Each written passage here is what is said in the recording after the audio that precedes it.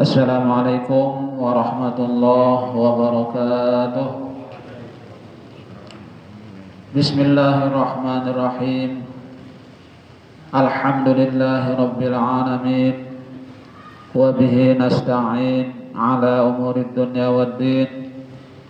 Wassalatu wassalamu ala asyrafil anbiya'i wal mursalin Sayyidina wa maulana Muhammadin wa ala alihi wa ashabihi ajma'in.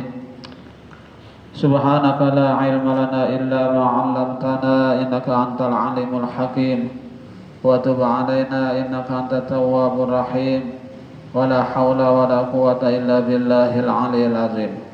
Rabbi shrah li sadri wa yassir li amri wahlul 'uqdatam min lisani yafqahu qawli, amma ba'du. Hadirin jamaah salat maghrib Masjid Basyar At-Taqwa yang dimuliakan Allah.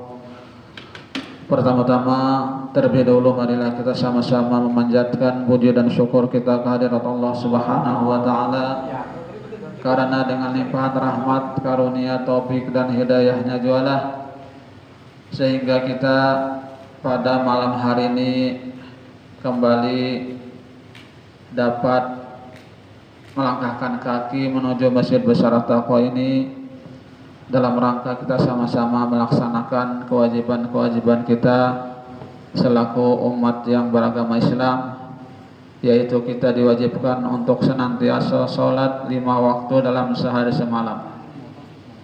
Dan tadi kita sudah melaksanakan sholat maghrib secara berjamaah. Salawat serta salam semoga pula senantiasa tercurahkan kepada junjungan kita Nabi besar Muhammad sallallahu alaihi wasallam, pada keluarga beliau, sahabat beliau, dan orang-orang yang senantiasa mengikuti jejak langkah beliau ila yaumil qiyamah. Dan marilah kita sama-sama berniat atau memperbaharui niat i'tikaf dengan niat nawaitu an a'taqifa fi hadzal masjid sunnatan lillahi ta'ala, yang artinya sengaja saya beriktikaf di dalam masjid ini sunnat atasku karena Allah Ta'ala. Hadirin jamaah salat maghrib Masjid Basyar At-Taqwa rahimakumullah. Di dalam hadis Nabi ada dikatakan khuduru majlisil ilmi khairun min ibadati alfi raqatin wa iyadati alfi maridin wa janazatin, atau kama qala sallallahu alaihi wasallam, yang artinya menghadiri majlis ilmu itu lebih utama daripada sholat 1000 rakaat, sholat 1000 rakaat dan menziarahi orang sakit 1000 orang dan menghadiri 1000 jenazah atau pemakaman. Jadi kita cuma berhadir dalam hitungan menit, kada sampai jam, ya paling lama lebih setengah jam, 30 lebih menitnya ya. Kita hadir di majelis ilmu. Nah itu ganjaran pahalanya lebih baik daripada sholat 1000 rakaat sholat sunat, lebih baik daripada menziarahi orang yang sakit 1000 orang, lebih baik daripada menghadiri pemakaman jenazah, menghadiri fardu kifayah 1000 jenazah. Nah itu pahala orang yang menghadiri majelis ilmu, ya majelis ilmu. Itu sekedar untuk memotivasi, ya, memacu atau mendorong kita untuk supaya lebih giat menghadiri majelis-majelis ilmu, karena pahalanya luar biasa kalau ingin mengunting pahala, ya kan. Baik, kita akan melanjutkan pelajaran kita tentang kemarin itu masalah yang membatalkan puasa atau syarat daripada ketiga, menahan diri daripada yang membatalkan puasa. Qala al-muallif rahimahullahu ta'ala wa nafa'ana bihi wa bi'ulumihi fid dharain amin.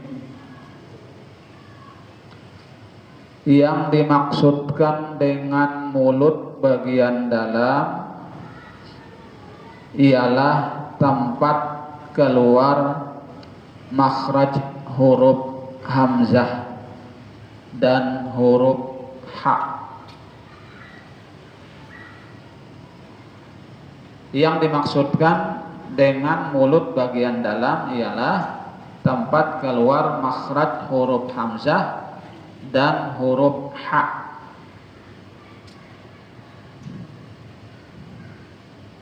Ini kemarin membicarakan tentang orang yang melakukan menelan benang kah kemarin? Menelan benang ya kah, yang satunya di dalam parut ujungnya ya kan, ujung yang keluar, yang satunya lagi di luar mulut ya kan? Dan batas mulut bagian luar ialah tempat keluar makhraj huruf kha, huruf kha di dalam hidung. Maka dari batas inilah kalau muntah atau dahak keluar dan masuk kembali dapat membatalkan puasa. Dapat membatalkan puasa kalau muntah ya kah, atau dahak keluar dan masuk kembali dapat membatalkan puasa. Dan demikian juga yang di luar apabila masuk ke batas ini, yang di luar apabila masuk ke batas ini maka batallah puasanya. Dan juga sampai ke batas ini pula wajib membasuh apabila kena najis mulut tadi. Kendati pun demikian, apabila meneguk air liur yang masih berada pada mulut bagian dalam, tidaklah batal puasanya dan juga tidak wajib membasuh mulut bagian dalam, mandi wajib. Ya kan, bagian dalam ketika kita mandi wajib. Kenapa wajib membasuh mulut bagian dalam yang kena najis, tetapi tidak wajib membasuhnya dalam mandi wajib? Jawabannya karena najis itu lebih buruk dari janabat dan lagi sangat jarang terjadi. Karena itu diperketat pada najis, tidak diperketat dalam mandi janabat. Artinya kalau mulut kita terkena najis ya kan, itu kita wajib membasuhnya. Maksudnya ya kan, wajib membasuh najis tadi. Kenapa? Jadi tapi misalnya ketika kita mandi wajib, kita kada wajib membasuh mulut tadi. Ya kan? Nah, bedanya itu tadi karena ujar sidin yang najis tadi itu lebih lebih jahat daripada janabat tadi.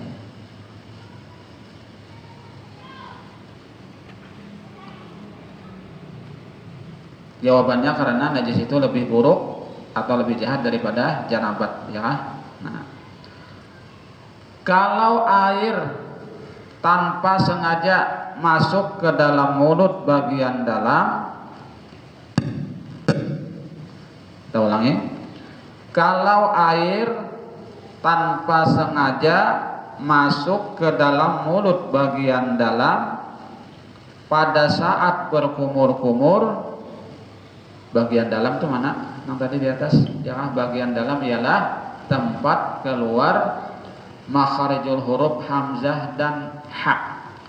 Itu bagian dalam namanya, tenggorokan. Itu bagian dalam namanya ya kah? Kalau bagian luar berarti di luar sini.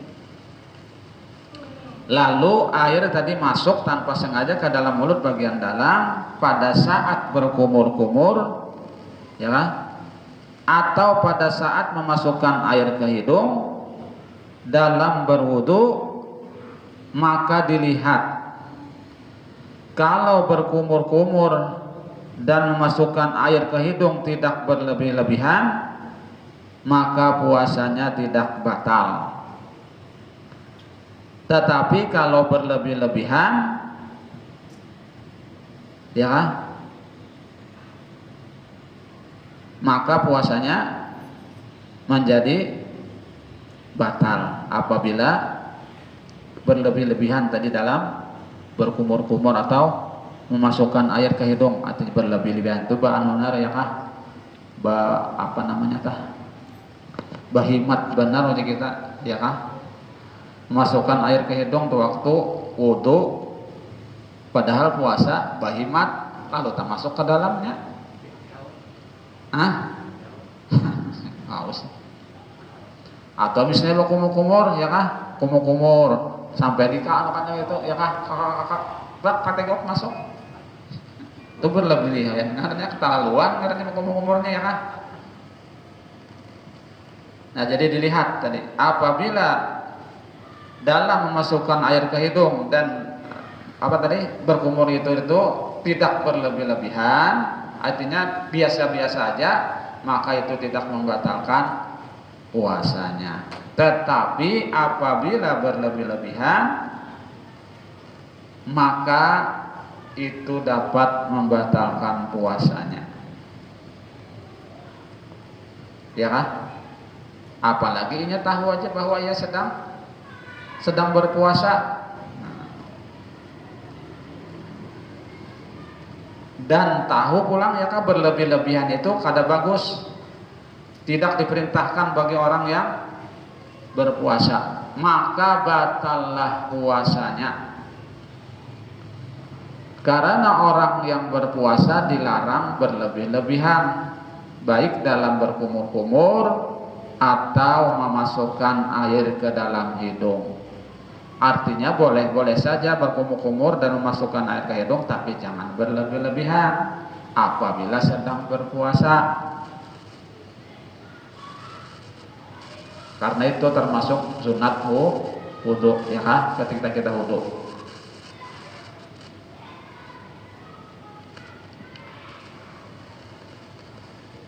Kalau mulut atau lubang hidung kena najis, lalu dibasuhnya dengan cara yang berlebih-lebihan, sehingga air masuk ke dalam rongga mulut atau hidungnya, maka puasanya tidak batal, karena membasuh najis itu wajib hukumnya. Kita ulangi, kalau mulut atau lubang hidung kena najis, lalu dibasuhnya dengan cara yang berlebihan sehingga air masuk ke dalam rongga mulut atau hidungnya, maka puasanya tidak batal, karena membasuh najis itu wajib. Demikian juga kalau air masuk ke dalam rongga tubuh ketika mandi karena menyejukkan tubuh atau karena membersihkan tubuh atau memasukkan air pada basuhan yang keempat, baik dalam berkumur-kumur atau dalam memasukkan air ke hidung, maka batallah puasanya. Batallah puasanya. Kita ulangi lagi. Demikian juga kalau air masuk ke dalam rongga tubuh ketika mandi, ya, karena menyejukkan tubuh, mandinya nih tujuannya niatnya untuk menyejukkan tubuh, atau karena membersihkan tubuh, atau kemasukan air pada basuhan yang keempat, kemasukan air ya kan, kemasukan air pada basuhan yang keempat, baik dalam berkumur-kumur atau dalam memasukkan air ke hidung, maka batallah puasanya, batal puasanya.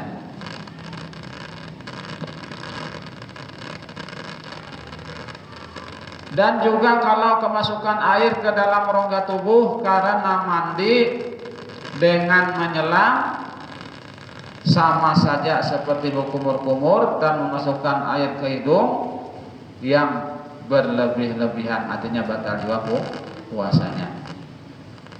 Nah, jadi hati-hati ya kan ketika kita mandi, baik mandi bak cibuk atau mandi bak, apa namanya, bercampur di sungai, menyelam, itu hati-hati kalau masuk air ke dalam telinga kah ya kah, nah itu puasanya menjadi batal.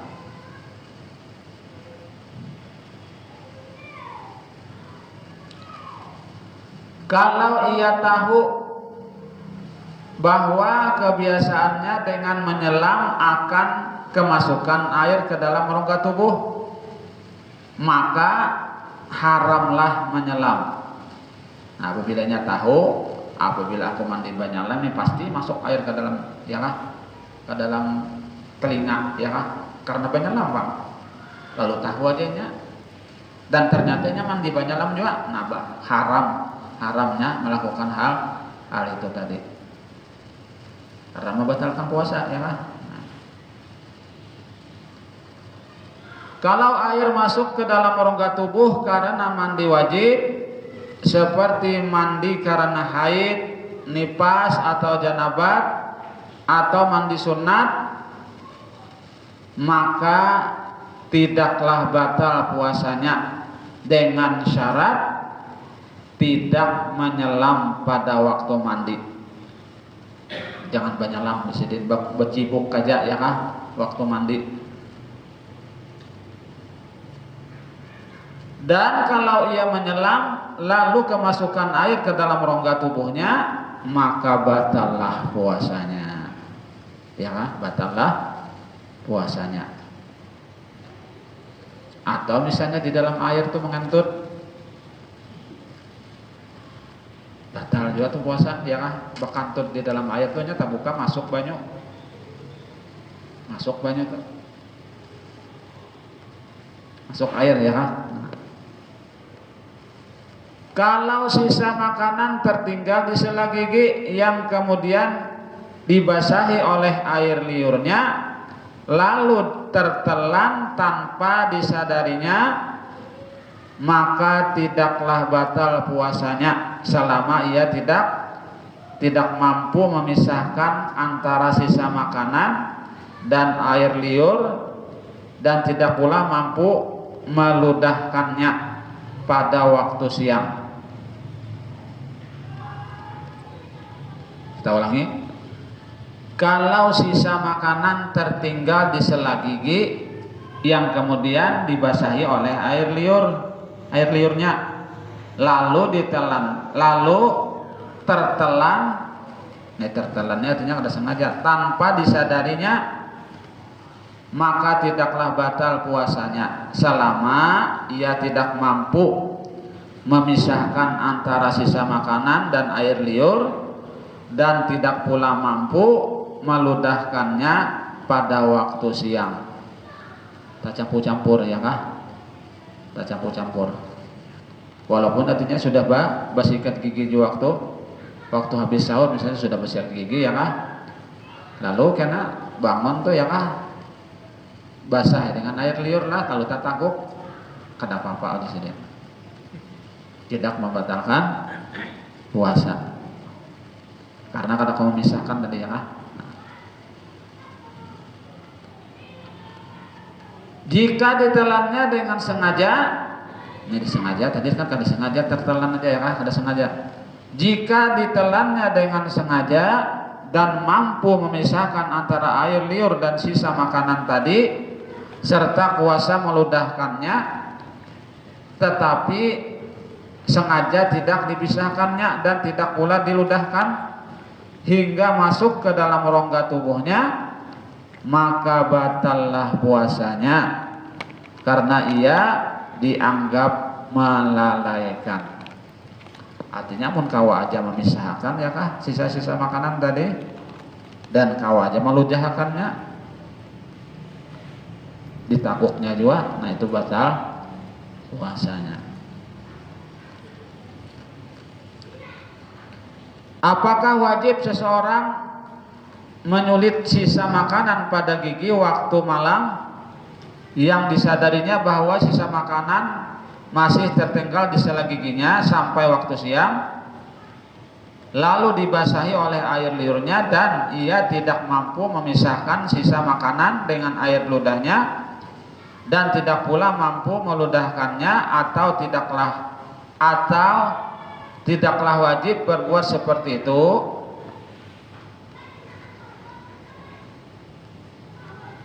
Jawabannya menurut kaul yang kuat bahwa tidak wajib menyulit gigi. Menyulit itu kita apa namanya? Membersihi tadi, gigi tadi, sisa-sisa makanan ya. Menurut kaul yang kuat bahwa tidak wajib menyulit gigi pada waktu malam, namun hanya sunat muakkad bagi yang menyulit gigi pada waktu malam dan membuang sisa makanan dari sela gigi agar keluar dari perselisihan ulama yang mengatakan wajib menyulit gigi pada waktu malam. Membersih itu Bang Udi kita.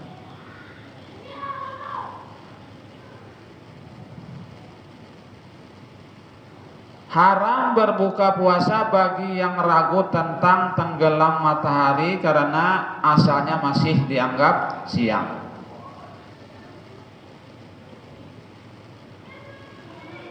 Haram berbuka puasa bagi yang ragu tentang tenggelam matahari karena asalnya masih dianggap siang. Tetapi kalau diperkirakannya matahari sudah tenggelam melalui ijtihadnya atau dengan perantaraan ilmu falak atau dengan perantaraan kokok ayam yang sudah diuji kebenarannya, atau dengan mendengar dan seseorang yang adil dan arif atau dari seseorang yang adil tentang tenggelam matahari dengan melihatnya, maka ia boleh berbuka karena disebutkan di dalam hadis yang sahih bahwa Nabi Shallallahu Alaihi Wasallam berpuasa, kemudian beliau menyuruh seorang naik ke atas tempat yang tinggi untuk melihat apakah matahari telah tenggelam atau belum. Kalau orang itu mengatakan matahari telah tenggelam, maka beliau berbuka. Demikian juga para sahabat. Namun yang terbaik, tidaklah berbuka terkecuali telah yakin matahari telah tenggelam. Tidak haram makan dan minum bagi orang yang ragu dan yang belum yakin tentang akhir waktu sahur karena asalnya dianggap masih malam. Tidaklah haram makan dan minum bagi orang yang ragu dan yang belum yakin tentang akhir waktu sahur, ya kan, karena asalnya dianggap masih malam. Misalnya orang melandau, ya kan, melayur, bangun nih melayur, ya kan, lalu ke arah mas apa hari ini masih kadap aja lagi, sedangkan suara-suara orang ajan atau kada ada jual lagi, ya kan, basahur lainnya. Ada apa aja sedih, tidak haram, ya kan. Kalau seseorang makan sahur atau berbuka dengan perantaraan ijtihadnya masih waktu malam atau matahari sudah tenggelam, tetapi ternyata ijtihadnya salah, maka puasanya batal karena pengetahuannya belum sampai ke tingkat yakin dan ternyata salah. Tetapi kalau tidak jelas apakah masih siang atau sudah malam, maka puasanya sah. Dalam kedua contoh di atas, karena karena ia berbuka atau makan sahur dengan ijtihad. Arti ijtihadnya itu dengan keyakinannya ya kah? Keyakinan ilmunya juga ya kah? Nah, kalau berbuat atau sahur tanpa ijtihad dan keadaan hari tidak jelas dalam kedua contoh di atas, sahlah puasanya dalam makan sahur karena asalnya dianggap masih malam, dan sah pula puasanya di waktu berbuka karena asalnya masih siang. Tetapi kalau ternyata ijtihadnya salah dalam kedua contoh di atas, maka wajiblah mengqadha puasanya, dan lalu ternyata ijtihadnya benar, maka tidaklah wajib mengqadha puasanya. Kalau ditanya orang tentang syarat-syarat sholat seperti yang diterangkan terdahulu, bahwa orang yang bersolat tanpa berijtihad dalam menentukan arah kiblat, maka tidaklah sah sholatnya. Dan demikian juga apabila ternyata betul. Maka apa perbedaan antara sholat dan puasa dalam masalah ini? Jawabannya bahwa yang dibicarakan dalam sholat karena tidak tercapai syarat sah sholat, dan asalnya ketiadaan syarat, maka sholatnya tidak sah. Tetapi dalam masalah puasa adanya keraguan tentang yang membatalkan puasa, dan yang menjadi asal di sini tidak ada yang membatalkan, maka sahlah puasanya. Kalau fajar shadiq telah terbit sedang ia masih makan, hendaklah dibuang makanan yang ada di dalam mulutnya sebelum masuk ke dalam tenggorokannya. Nih, kalau fajar shadiq telah terbit ya sedang ia masih makan, maka hendaklah dibuang makanan yang ada di dalam mulutnya sebelum masuk ke dalam tenggorokannya, atau sesudah masuk ke dalam tenggorokan dikeluarkan dengan usahanya sendiri. Karena kalau dibiarkan berada di dalam mulutnya dan termasuk ke dalam rongga mulut, maka batallah puasanya, disebabkan karena melalaikan dengan membiarkan sesuatu berada di dalam mulutnya, yang dapat disamakan dengan membiarkan makanan di dalam mulutnya pada waktu siang. Karena fajar shadiq itu ya kan sudah subuh, ya kan sudah subuh.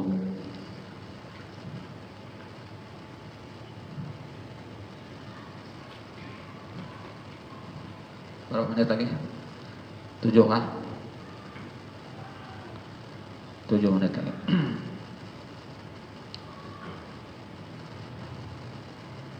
Jadi yang tadi itu sama dengan orang yang sengaja memasukkan ya kah makanan ke dalam rongga mulutnya, maka puasanya batal disebabkan melalaikan dengan membiarkan makanan berada di dalam mulutnya. Lain halnya kalau tertelan karena lupa, maka tidaklah batal puasanya disebabkan lupa, tidak termasuk kelalaian. Kalau fajar shadiq telah terbit sedang ia masih dalam keadaan bersenggama, maka wajib mencabut, artinya berhenti dengan segera. Tidaklah batal puasanya dengan berhenti tadi, ada setara senggama tadi, lalu ampeh ya, lalu kada batal puasanya. Apabila diteruskannya, maka puasanya menjadi batal.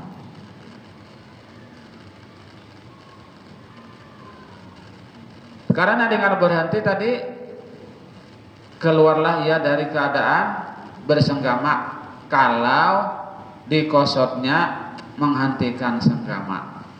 Tetapi kalau dikosotnya bukan untuk menghentikan senggama, maka puasanya tidak sah. Demikianlah yang tersebut di dalam kitab Tuhfah.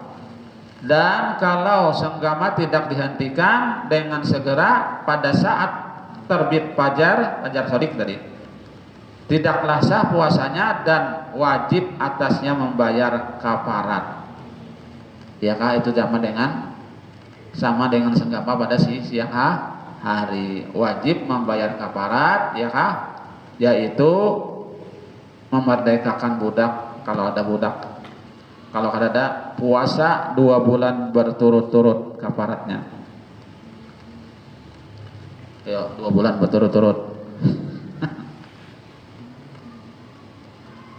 Itu kafarat yang senggama tadi, ya kah? Kalau tidak dihentikannya.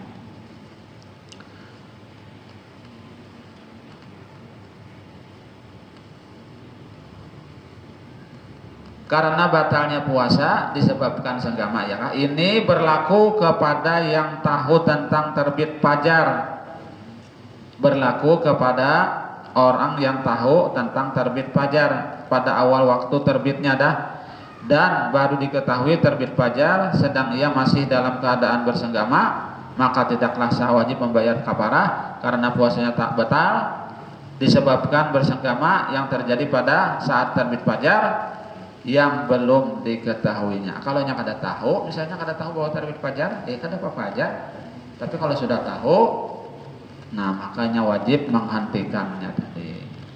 Kira sampai sini dulu yang dapat ulun sampaikan. Mudah-mudahan sedikit banyak ada manfaatnya, dan mudah-mudahan Allah Subhanahu wa taala mengampuni segala dosa-dosa kita, dosa kedua orang tua kita, dosa keluarga kita, guru-guru kita, jarak tetangga kaum muslimin dan muslimat, dan mudah-mudahan Allah Subhanahu wa taala mengabulkan hajat kita, baik hajat dunia ataupun hajat akhirat, dan mudah-mudahan Allah Subhanahu wa taala mematikan kita dalam keadaan husnul khatimah. Amin amin ya rabbal alamin. Demikian yang dapat kami sampaikan. Mohon maaf apabila ada kekurangan dan kekeliruan. Wabillahi taufiq wal hidayah. Wassalamualaikum warahmatullahi wabarakatuh.